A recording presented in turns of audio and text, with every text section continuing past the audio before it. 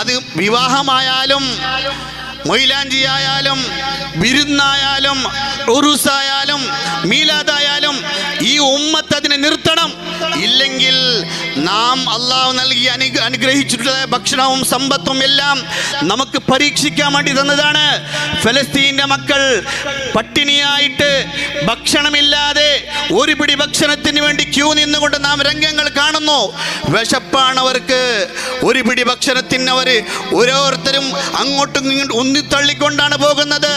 പട്ടിണിയാണ്, കുടിക്കാൻ വെള്ളമില്ല, കിടക്കാൻ കൂരയില്ല, പാമ്പ് വർഷിക്കുകയാണ്, ഭക്ഷണമില്ല, കുടിനീരില്ലാത്ത ആ നട്ടോട്ടം ഓടുന്ന ബൈത്തുൽ മുഖദ്ദസിന് വേണ്ടി പ്രയത്നിക്കുന്ന കഷ്ടപ്പെടുന്ന പോരാടുന്ന ആ മക്കൾ പട്ടിണി കിടക്കുമ്പോൾ നമുക്കിന്ന് അള്ളാഹു നൽകിയിട്ടുള്ള സമ്പത്തിൽ അഹങ്കാരമാണ്.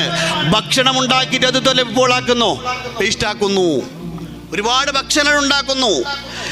ഒരു ടേബിളിൽ വെച്ചാൽ കുറച്ച് കഴിച്ച് ബാക്കിയെല്ലാം ചാടലാണ്, പഠിച്ചോൺപിടല. ഒരു ദിവസം ആ പട്ടിണി നമുക്കും തരും, അള്ളാഹു കാകട്ടെ. ഇതൊക്കെ നാം ചിന്തിക്കേണ്ടതുണ്ട്. നാം നമ്മുടെ വഴിയിൽ നീങ്ങിയാൽ മാത്രമേ പടച്ചോൻ്റെ സഹായം ഉണ്ടാകും. ഇല്ലെങ്കിൽ ഫലസ്തീനിൽ നിന്ന് അവിടെയാണെങ്കിൽ നമുക്കും ആ കാര്യം വരും. അള്ളാഹ്